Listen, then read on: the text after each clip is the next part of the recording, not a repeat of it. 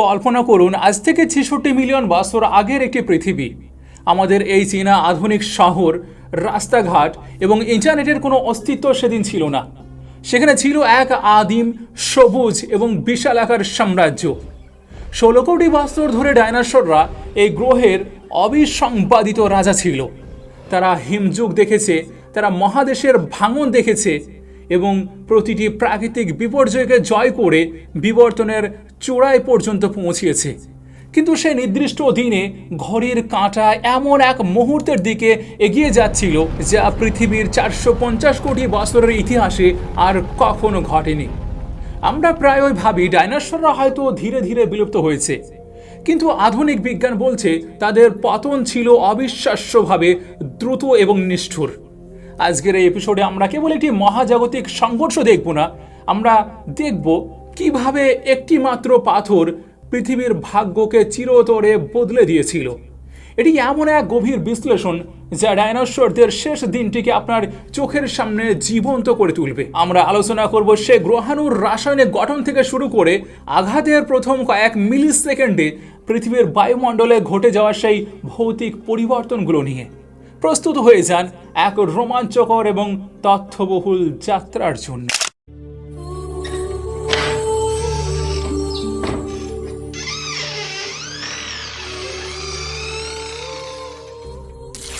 বিসমিল্লাহির রহমানির রহিম। আসসালামু আলাইকুম। আপনি আপনার স্ক্রিনে যে বিশাল বস্তুটি দেখতে পাচ্ছেন, এটিকে আমরা চিকসুলভ অ্যাস্টেরয়েড বা চিকসুলভ গ্রহাণু বলে জানি। এর আকার ছিল প্রায় 10 থেকে 15 কিলোমিটার চওড়া। যদি আমরা একে কোনো শহরের উপর বসিয়ে দিই, তবে পুরো ঢাকা বা কলকাতা শহর এর নিচে ঢাকা পড়ে যাবে। কিন্তু এটি এলো কোথা থেকে? বিজ্ঞানীরা কয়েক দশক ধরে এই প্রশ্নের উত্তর খুঁজেছেন। মহাকাশের মঙ্গল এবং বৃহস্পতি গ্রহের মাঝে থাকা অ্যাস্টেরয়েড বেল্ট থেকে একটি বিশাল পাথর বিচ্যুত হয়েছিল। কোনো এক অজানা মহাজাগতিক সংঘর্ষের ফলে এই ঘাতকটি তার কক্ষপথ হারিয়ে সরাসরি পৃথিবীর দিকে ধেয়ে আসতে শুরু করে। এই গ্রহাণুটি মূলত ছিল একটি কার্বনেসিয়াস কন্ট্রাইট, অর্থাৎ এটি কেবল পাথর ছিল না, এতে ছিল প্রচুর পরিমাণে কার্বন এবং ফ্রোজেন গ্যাস। এটি যখন পৃথিবীর দিকে আসছিল তখন এর গতি ছিল ঘন্টায় প্রায় ৭০,০০০ কিলোমিটার। এই গতিতে আপনি নিউ ইয়র্ক থেকে লন্ডন পর্যন্ত পৌঁছাতে সময় নেবেন মাত্র 5 মিনিট। কিন্তু বায়ুমণ্ডলে প্রবেশের ঠিক কয়েক সেকেন্ড আগে কি ঘটেছিল? গ্রহাণুটি যখন আমাদের বায়ুমণ্ডলের উপরের স্তরে বা এক্সোস্ফিয়ারে আঘাত করলো, তখন বাতাসের সাথে ঘর্ষণে এর সামনের অংশের তাপমাত্রা দাঁড়িয়েছিল প্রায় 20,000 ডিগ্রি সেলসিয়াস। এটি সূর্যের উপরিভাগের চেয়েও 4 গুণ বেশি উত্তপ্ত। যারা সেই মুহূর্তে মাটির উপর দাঁড়িয়ে আকাশের দিকে তাকিয়েছিল, তারা একটি নীলচে সাদা আলোর বিন্দু দেখতে পাচ্ছিল, যা কয়েক সেকেন্ডের মধ্যে পুরো আকাশ ঢেকে ফেলেছিল। এই আলো এতই তীব্র ছিল যে 1000 মাইল দূরে থাকা প্রাণীদের চোখের জল সাথে সাথে বাষ্পীভূত হয়ে গিয়েছিল এবং তারা স্থায়ীভাবে অন্ধ হয়ে গিয়েছিল।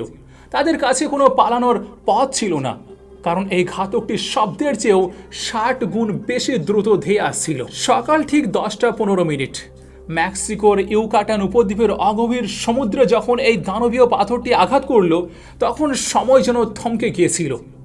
বিজ্ঞানীদের মতে আঘাতের প্রথম 1 মাইক্রো সেকেন্ডে যা ঘটেছিল তা কল্পনা করা কঠিন। গ্রহাণুটি সমুদ্রের জলকে স্পর্শ করার আগেই বায়ুর চাপে জল সরিয়ে দিয়েছিল এবং সরাসরি পৃথিবীর ভূত্বক বা ক্রাস্টে আঘাত করেছিল। আর কয়েক মিলি সেকেন্ডের মধ্যে এটি মাটির 30 কিলোমিটার গভীরে ঢুকে যায়। আর এই আঘাতের ফলে যে শক্তির নির্গমন হয়েছিল তা ছিল 100 টেরাটন TNTর সমান। যদি আমরা হিরোশিমায় ফেলা পারমাণবিক বোমাকে 1 ধরি, তবে এই বিস্ফোরণ ছিল সেই বোমার চেয়ে 100 কোটি গুণ বেশি শক্তিশালী। আঘাতের সঙ্গে সঙ্গে কয়েক বিলিয়ন টন পাথর, বালি এবং সালফার বাষ্পীভূত হয়ে আকাশের দিকে নিক্ষিপ্ত হতে শুরু করলো। পৃথিবী তার নিজের জায়গা থেকে কিছুটা কেঁপে উঠেছিল। তৈরি হলো এক বিশাল গর্ত বা ক্রেটার, যার ব্যাস ছিল প্রায় 180 কিলোমিটার এবং গভীরতা ছিল প্রায় 20 কিলোমিটার। আর একে বলা হয় চিকসুলভ ক্রেটার। কিন্তু ধ্বংসলীলা কেবল মেক্সিকোতেই সীমাবদ্ধ ছিল না। বিস্ফোরণের ফলে যে শক ওয়েভ বা কম্পন তৈরি হলো তা মাটির ভিতরে দিয়ে শব্দের চেয়েও দ্রুত গতিতে পুরো পৃথিবীতে ছড়িয়ে পড়ল। এই কম্পনের মাত্রা ছিল রিক্টার স্কেলে 11-রও বেশি। আজ পর্যন্ত মানুষ এমন কোনো ভূমিকম্প দেখেনি যা পুরো পৃথিবীর মাটিকে লিকুইড বা তরলের মতো নাচে দিতে পারে। বিশাল বিশাল পাহাড় তাসের ঘরের মতো ভেঙে পড়তে শুরু করলো, আর ডাইনোসররা তাদের পায়ের তলার মাটি হারিয়ে ভারসাম্যহীন হয়ে পড়ল। বিস্ফোরণের ফলে যে কোটি কোটি টন পাথর মহাকাশের কাছাকাছি পৌঁছে গিয়েছিল, সেগুলো আবার পৃথিবীর মহাকর্ষের টানে ফিরে আসতে শুরু করলো। এই ফিরে আসা পাথরগুলোকে বলা হয় স্পেরুলস।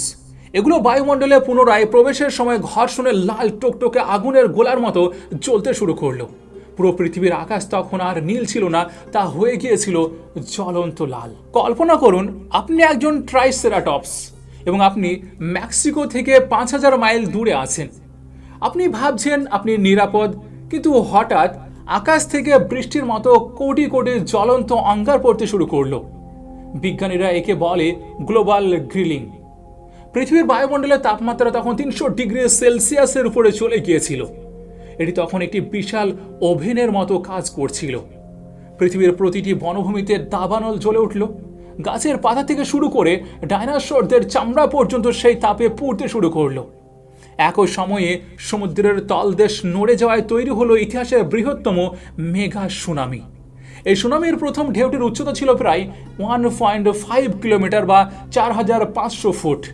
এই জলরাশি যখন উত্তর আমেরিকার উপকূলে আছড়ে পড়ল, তখন বনের গাছপালা, বিশাল বিশাল বোল্ডার এবং হাজার হাজার ডাইনোসরকে এটি কয়েক 100 মাইল ভিতরে টেনে নিয়ে গেল। সমুদ্রের লোনা জল আর ডাঙার বালি মিলেমিশে এক ভয়ঙ্কর মিশ্রণ তৈরি করলো, যার নিচে ডাইনোসরদের দেহগুলো চিরতরে চাপা পড়ে গেল। আর এটি ছিল সেই মুহূর্ত যখন ডাইনোসরদের 16 কোটি বছরের সাম্রাজ্য মাত্র কয়েক মিনিটের মধ্যে ধ্বংসের দ্বার প্রান্তে পৌঁছে গিয়েছিল। আর এই মহাপ্রলয়ের সঙ্গে আমাদের পূর্বপুরুষদের টিকে থাকার রহস্য কি, আমরা এবার সেই অংশে প্রবেশ করতে যাচ্ছি। এতদূর পর্যন্ত পৌঁছানোর আগে আমরা দেখেছি ধ্বংসের সেই প্রথম কয়েক ঘন্টা, কিন্তু এই ধ্বংসের মাত্রা বুঝতে হলে আমাদের জানতে হবে তারা কি হারিয়েছিল। ডাইনোসররা কেবল কিছু বড় প্রাণী ছিল না, তারা ছিল প্রকৃতির এক বিস্ময়কর সৃষ্টি। মানুষ পৃথিবীতে রাজত্ব করেছে বড়জোর কয়েক লক্ষ বছর, কিন্তু ডাইনোসররা এই গ্রহ শাসন করেছে দীর্ঘ 16 কোটি বছর। ট্রায়াসিক যুগ থেকে শুরু করে জুরাসিক এবং ক্রেটাসিয়াস যুগ পর্যন্ত তারা ছিল পৃথিবীর একছত্র অধিপতি। তারা এমন এক সময় পৃথিবীতে বাস করত যখন পৃথিবীর মানচিত্র আজকের মতো ছিল না। মহাদেশগুলো একে অপরের সঙ্গে লেগেছিল, যেটাকে আমরা প্যানজিয়া বলি। এই বিশাল ভূখণ্ডে তারা কিভাবে বিবর্তিত হয়েছিল এবং কেন প্রকৃতি তাদের এত বিশাল দেহ দান করেছিল, তা এক বিরাট রহস্য। দেখুন, ডাইনোসরদের সাফল্যের প্রধান চাবিকাঠি ছিল তাদের শারীরিক গঠন। 16 কোটি বছরের বিবর্তনে তারা নিজেদের এমনভাবে তৈরি করেছিল যা আজকের কোনো প্রাণীর পক্ষে কল্পনা করাও অসম্ভব। ডাইনোসরদের আমরা মূলত 2 ভাগে ভাগ করি, সরিসিয়ান বা লিজার্ড হিপ্ট আর অর্নিথিসিয়ান বা বার্ড হিপ্ট। ডাইনোসররা কেন এত বড় হতে পেরেছিল? বিজ্ঞানীরা বলছেন এর প্রধান কারণ ছিল তাদের হাড়ের গঠন এবং শ্বাস প্রশ্বাস নেওয়ার পদ্ধতি। বড় ডাইনোসরদের হাড়ের ভিতরে ছোট ছোট এয়ার স্যাক্স বা বায়ুথলি ছিল, যা তাদের হাড়কে হালকা কিন্তু ইস্পাতের মতো শক্ত করে তুলত। আজকের পাখিদের মধ্যেও কিন্তু এই বৈশিষ্ট্য পাওয়া যায়। তাদের ফুসফুস ছিল অত্যন্ত উন্নত, যা আজকের স্তন্যপায়ী প্রাণীদের চেয়েও বেশি অক্সিজেন গ্রহণ করতে পারত। এই অতিরিক্ত অক্সিজেন তাদের শরীরে বিপুল শক্তি যোগাত, যার ফলে তারা 30 থেকে 40 ফুট লম্বা হয়েও অনায়াসে চলাফেরা করতে পারত। আমরা যদি আর্জেন্টিনোসারাসের কথা বলি, তবে এর ওজন ছিল প্রায় 100 টন, যা প্রায় 14টি আফ্রিকান হাতির সমান। তাদের হৃৎপিণ্ড ছিল কয়েক ফুট লম্বা এবং একবার রক্ত পাম্প করলে তা কয়েক তলা ভবনের সমান উচ্চতায় পৌঁছে যেত। আর তাদের এই বিশাল দেহ ছিল তাদের সুরক্ষার প্রধান হাতিয়ার। 16 কোটি বছরে তারা ছোট ছোট ইঁদুরের মতো প্রাণী থেকে শুরু করে পৃথিবীর ইতিহাসের সবচেয়ে ভয়ঙ্কর শিকারী টিরানোসরাস রেক্স বা টি রেক্সে পরিণত হয়েছিল। গ্রহাণু আছড়ে পড়ার ঠিক কয়েক মাস আগের পৃথিবীটা কেমন ছিল? আমরা যদি 66 মিলিয়ন বছর আগের মেক্সিকো বা উত্তর আমেরিকায় যেতাম, তবে দেখতাম এক অদ্ভুত সুন্দর বনভূমি। আজকের মতো ঘাস তখনও খুব একটা ছিল না, বরং চারিদিকে ছিল বিশাল বিশাল ফার্ন গাছ, সাইকাস এবং কনিফার বন। ডাইনোসরদের জীবন ছিল অত্যন্ত সুশৃঙ্খল। তারা কেবল দল বেঁধে ঘুরত না, তারা সন্তানদের যত্ন নিত, বাসা তৈরি করত এবং নিজেদের এলাকা রক্ষা করত।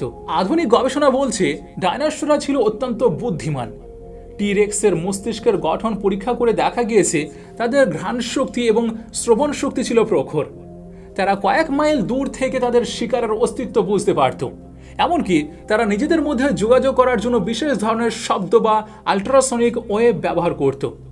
ক্রেটাসিয়াস পিরিয়ডে পৃথিবীর তাপমাত্রা ছিল আজকের চেয়ে অনেক বেশি, যার ফলে বরফ ঢাকা উত্তর মেরু বা দক্ষিণ মেরুতেও তখন ঘন বন ছিল। সেখানেও ডাইনোসররা বিচরণ করত।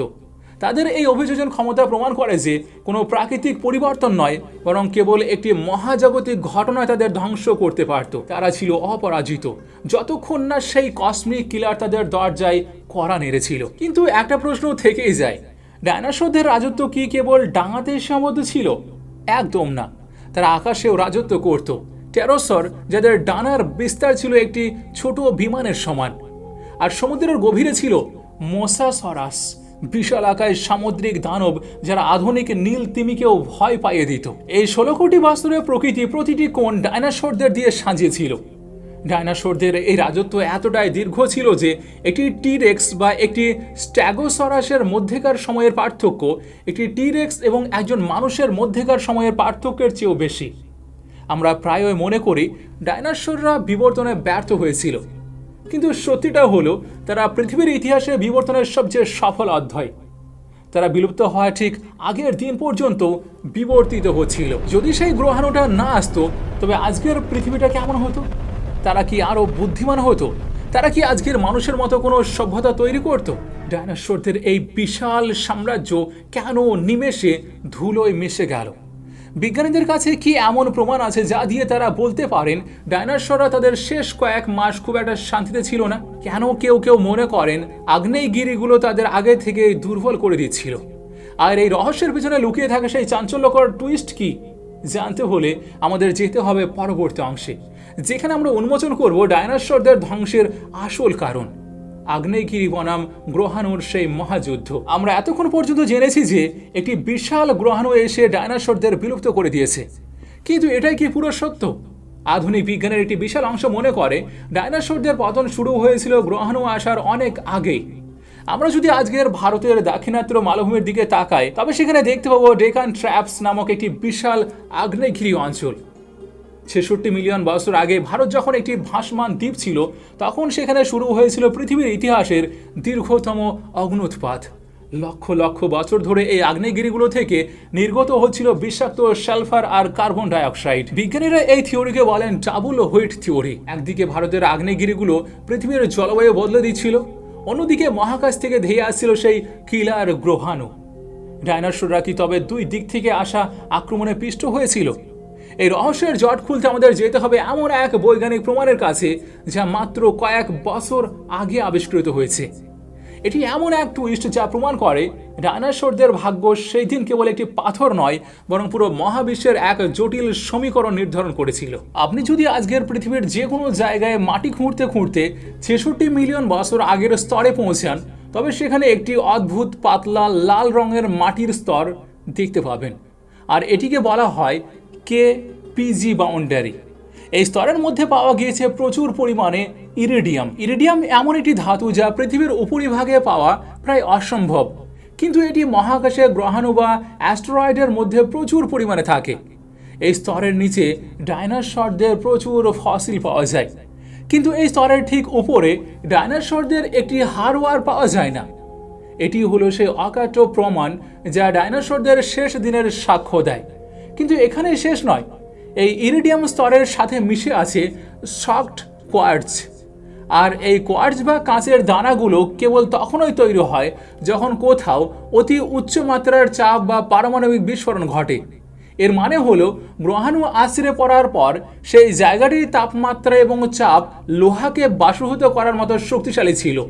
এটি কোনো সাধারণ অগ্ন্যুৎপাত ছিল না, এটি ছিল পৃথিবীর ইতিহাসের বৃহত্তম সংঘর্ষ। এবার আসুন এমন একটি তথ্যে যা আপনাকে চমকে দেবে, আর এটিকে বলা হয় দ্য 5 সেকেন্ডস রুল। বিজ্ঞানীরা সিমুলেশন করে দেখেছেন যদি গ্রহাণুটা মাত্র 5 সেকেন্ড আগে বা পরে আসতো, তবে পৃথিবী হয়তো আজ অন্যরকম হতো। গ্রহাণুটি আছড়ে পড়েছিল মেক্সিকোর অগভীর সমুদ্রে, যেখানে প্রচুর পরিমাণে জিপসাম বা সালফারযুক্ত পাথর ছিল। যদি এটি 5 সেকেন্ড আগে আসতো তবে এটি পড়তো আটলান্টিক মহাসাগরের গভীর জলে, আর যদি 5 সেকেন্ড পরে আসতো তবে এটি পড়তো প্রশান্ত মহাসাগরের গভীর জলে। আর গভীর জলে পড়ার পর বিস্ফোরণের তীব্রতা অনেক কমে যেত এবং আকাশ এইভাবে বিষাক্ত সালফার গ্যাসে ঢেকে যেত না। কিন্তু নিয়তি ছিল ভিন্ন। এটি এমন এক জায়গায় আঘাত করলো যেখানে সালফারের খনি ছিল। বিস্ফোরণের সাথে সাথে সেই সালফার আকাশে উঠে সূর্যের আলো আটকে দিল এবং পৃথিবীকে কয়েক দশকের জন্য একটি অন্ধকার হিমযুগে পাঠিয়ে দিল। এই সালফারের কারণে দিনের সূর্য মাসের পর মাস অদৃশ্য হয়েছিল।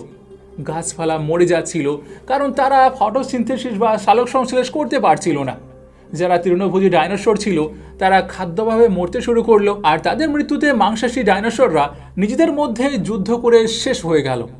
এটি ছিল সেই ভয়ঙ্কর চেন রিয়াকশন যা 16 কোটি বছরের সাম্রাজ্যকে কয়েক বছরের মধ্যে নিশ্চিহ্ন করে দিয়েছিল। সাম্প্রতিক একটি গবেষণায় পাওয়া গিয়েছে এক অভাবনীয় তথ্য। বিজ্ঞানীরা উত্তর ডাকোটার টানিস নামক এক ফসিল সাইটে ডাইনোসরদের হাড় এবং মাছের ফসিল পরীক্ষা করে দেখেছেন। সেখানে দেখা গিয়েছে যে গ্রহাণু যখন আছড়ে পড়েছিল তখন উত্তর গোলার্ধে ছিল বসন্তকাল, আর এটি মাছের হাড়ের গ্রোথ রিং পরীক্ষা করে নিশ্চিত করা হয়েছে। দেখুন, সাধারণভাবে বসন্তকাল হলো প্রাণের নতুন সূচনার সময়। ডাইনোসররা তাদের ডিম পাড়ার প্রস্তুতি নিচ্ছিল। প্রকৃতির সবুজে ভরে উঠেছিল। ঠিক সেই পুনর্জন্মের মুহূর্তে নেমে এলো মহাপ্রলয়। যারা শীতনিদ্রা বা হাইবারনেশনে যাওয়ার কথা ভাবছিল না তারাই সবচেয়ে বেশি বিপদে পড়ল।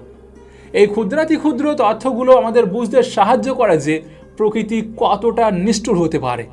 আপনি যখন ভাবছেন সব ঠিক আছে তখন ওই মহাবিশ্ব তার ডানা মেলে আপনার অস্তিত্ব মুছে দিতে পারে। কিন্তু ডাইনোসরদের এই ধ্বংসযজ্ঞ কি কেবল একটি দুর্ঘটনা ছিল, নাকি এর পিছনে লুকিয়ে আছে কোনো আধ্যাত্মিক বা মহাজাগতিক ইঙ্গিত?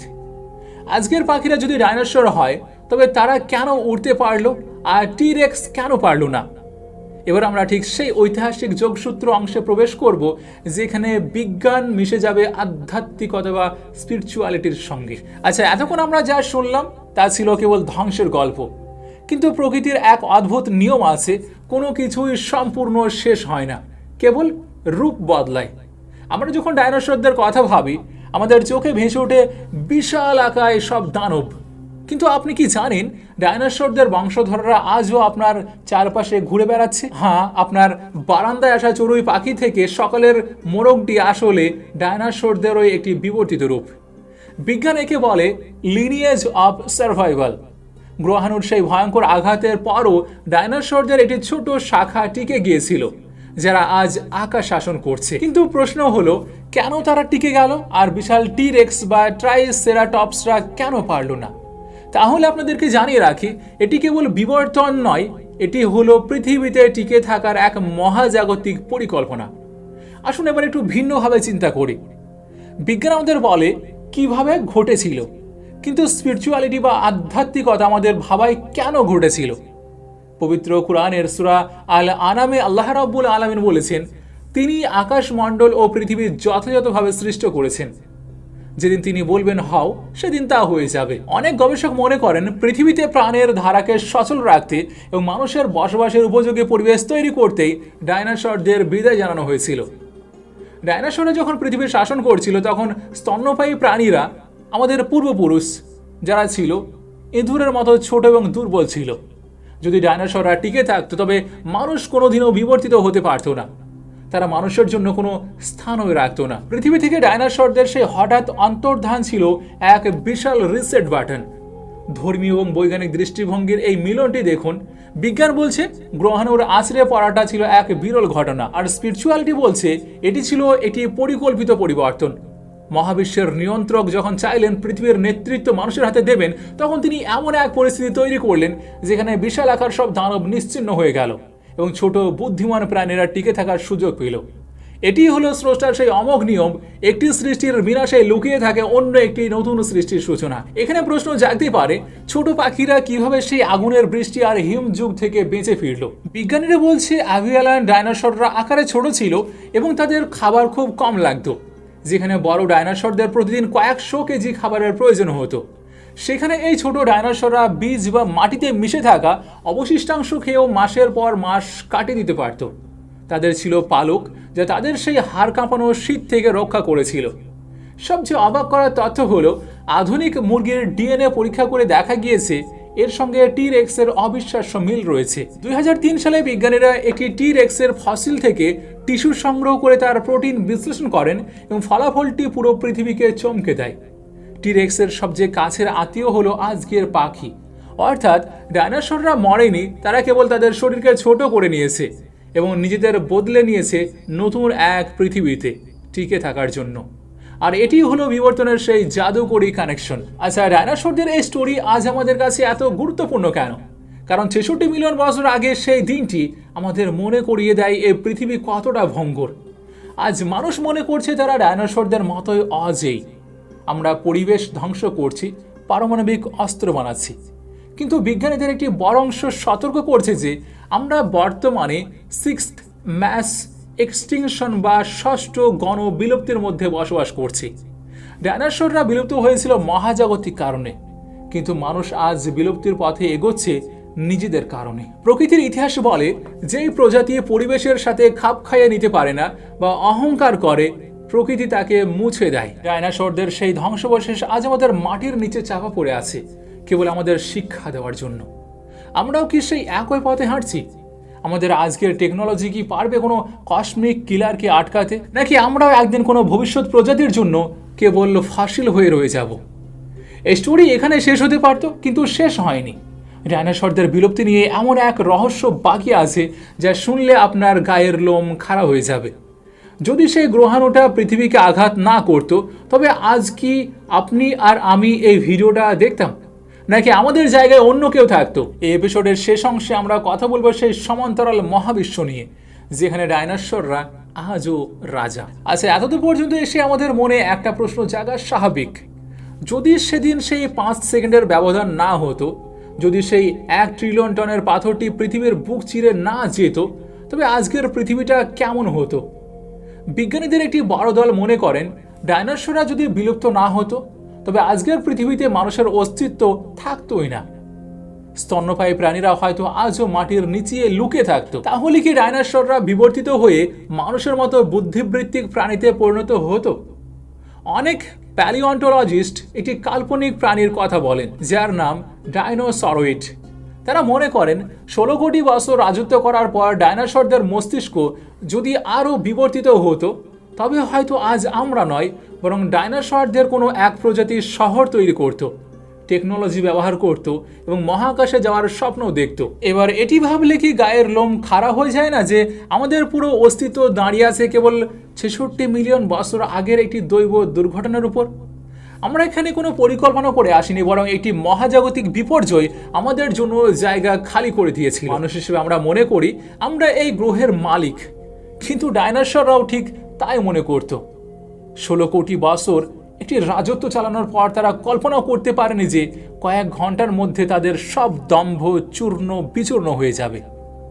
নাসার বিজ্ঞানীদের মতে প্রতি 100 মিলিয়ন বছর অন্তর পৃথিবীতে এমনই এক বিশাল গ্রহাণু আঘাত হানার সম্ভাবনা থাকে। 66 মিলিয়ন বছর তো পার হয়ে গিয়েছে, তার মানে কি আমরা সেই সময়সীমার দিকে এগিয়ে যাচ্ছি?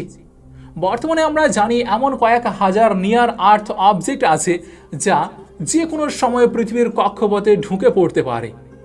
যদিও আমাদের কাছে এখনও ডার্ট মিশনের মতো প্রযুক্তি আছে যা গ্রহাণুর গতিপথ বদলে দিতে পারে, কিন্তু মহাবিশ্ব তার চেয়েও বেশি রহস্যময়। বিজ্ঞান আমাদের বলে ডাইনোসরদের সেই ইরিডিয়াম স্তর আজ আমাদের পায়ের নিচে লুকিয়ে আছে, একটি নীরব সতর্ক বার্তা হয়ে, যেন আল্লাহ রাব্বুল আলামিন মানব জাতিকে স্মরণ করিয়ে দিচ্ছেন এই পৃথিবীতে কোনো শক্তি চিরস্থায়ী নয়।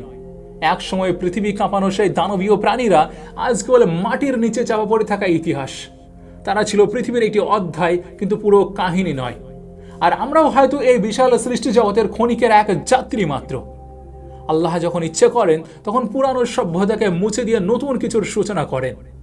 কুরআনুল কারীমেও বারবার আমাদের স্মরণ করিয়ে দেওয়া হয়েছে প্রতিটি প্রাণীকে একদিন শেষের স্বাদ গ্রহণ করতে হবে। আজ যখন আমরা জাদুঘরে টি-রেক্সের বিশাল কঙ্কাল দেখি, তখন শুধু তার দাঁত বা হাড়ের দিকে তাকানো উচিত নয়, বরং তার নীরবতার দিকে তাকানো উচিত। এই হাড়গুলো 16 কোটি বছরের শক্তির গল্প বলে, আবার এক মুহূর্তে ধ্বংস হয়ে যাওয়ার বাস্তবতাকেও মনে করিয়ে দেয়। ডাইনোসররা তাদের শেষ দিন পর্যন্ত বুঝতে পারেনি কেন তাদের উপর সেই মহা বিপর্যয় নেমে এসেছিল। কিন্তু মানুষ হিসাবে আল্লাহ রাব্বুল আলামিন আমাদের জ্ঞান দিয়েছেন, সতর্ক বার্তা দিয়েছেন, চিন্তা করার ক্ষমতা দিয়েছেন।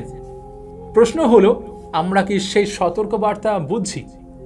ডাইনোসরদের বিলুপ্তি পৃথিবীতে নতুন ভারসাম্য তৈরি করেছিল। যদি সেই বিশাল প্রাণীগুলো না হারিয়ে যেত, তবে হয়তো আজকের পৃথিবী এমন হতো না। প্রকৃতির প্রতিটি সৃষ্টি আল্লাহর নির্ধারিত সময় ও পরিকল্পনার অংশ। কিন্তু আজ মানুষ নিজের লোভ, অহংকার এবং সীমাহীন ভোগবাদ দিয়ে পৃথিবীকে ধ্বংসের দিকে ঠেলে দিচ্ছে। জলবায়ু পরিবর্তন, পারমাণবিক অস্ত্র, প্রকৃতির উপর অত্যাচার, এই সব কি আমাদের নিজেদের হাতে তৈরি করা আযাব নয়? ডাইনোসরদের পতন ছিল মহাজাগতিক, কিন্তু মানুষের পতন হয়তো হবে মানুষের নিজের কর্মের ফল। এই ফসিলগুলো যেন নীরবে আমাদের প্রশ্ন করে, আমরা কি ডাইনোসরদের চেয়েও বেশি দিন টিকে থাকতে পারবো? তারা 16 কোটি বছর পৃথিবীতে রাজত্ব করেছে, অথচ মানুষ এখনো নিজের অস্তিত্বকে নিরাপদ করতে পারেনি। এই প্রশ্নের উত্তর ভবিষ্যতে নয়, লুকিয়ে আছে আমাদের আজকের কর্মে, আমাদের ঈমান, ন্যায় বিচার এবং পৃথিবীর প্রতি আমাদের দায়িত্ববোধে। ডাইনোসররা হারিয়ে গিয়েছে, কিন্তু তাদের রেখে যাওয়ার রহস্য আজও বিজ্ঞানীদের চিন্তায় ডুবিয়ে রাখে। আজ রাতে যখন আপনি আকাশের দিকে তাকাবেন, তখন মনে রাখবেন এই বিশাল মহাবিশ্বে মানুষ কোনো বিশেষ সুবিধাপ্রাপ্ত জাতি নয়। আল্লাহর সৃষ্টি অসীম, আর মানুষ তার ক্ষুদ্র একটি অংশ মাত্র। হয়তো সেই অন্ধকার মহাকাশের কোথাও আরেকটি পাথর ধেয়ে আসছে, হয়তো আবার শুরু হতে পারে পরিবর্তনের নতুন অধ্যায়। কারণ এই দুনিয়ায় কেবল তারাই টিকে থাকে যারা সত্যকে গ্রহণ করে এবং সময়ের সঙ্গে নিজেদের সংশোধন করতে পারে। ডাইনোসররা হয়তো আজ আর নেই, কিন্তু তাদের বিবর্তিত রূপ এখন আমাদের চারিপাশে বেঁচে আছে। পাখিদের কণ্ঠে, প্রকৃতির ছন্দে তারা যেন আমাদের শেখায় জীবন কখনো থেমে থাকে না। এক জাতির পতন অন্য জাতির উত্থানের সূচনা করে। 66 মিলিয়ন বছর আগের সেই শেষ দিনটি শুধু ডাইনোসরদের শেষ দিন ছিল না, বরং মানুষের পৃথিবীর জন্য নতুন এক সূচনার দিনও ছিল। কিন্তু প্রশ্ন হলো, আমরা কি প্রস্তুত? যদি আবার আকাশ লাল হয়ে যায়, যদি আবার আগুনের বৃষ্টি নেমে আসে, তবে কি মানুষের এই অহংকারী সভ্যতা নিজেদের রক্ষা করতে পারবে?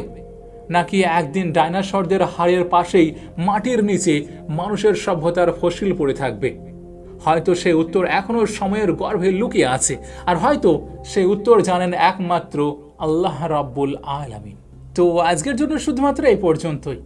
এর পরবর্তী এপিসোডে আমরা বিবর্তন নিয়ে এমনই বিস্তারিত আলোচনা করব এবং আমরা কোরআন থেকে প্রমাণ করার চেষ্টা করব বিবর্তন আসলে সঠিক ছিল। আর সত্যি বলতে কি, এটা সত্যি একটি অসাধারণ এপিসোড হবে, কেননা এই এপিসোডটিকে বানানোর জন্য আমি 1 বছর ধরে রিসার্চ করেছি, আর সেগুলোকেই এর পরবর্তী এপিসোডে আপনাদের সামনে খুব সুন্দর করে উপস্থাপন করার চেষ্টা করব ইনশাআল্লাহ। সেই জন্য বেল আইকনটি অবশ্যই প্রেস করে রাখবেন। আপনাদের সঙ্গে আমি নাহিদ, আমাদের সঙ্গে জুড়ে থাকার জন্য শুকরিয়া।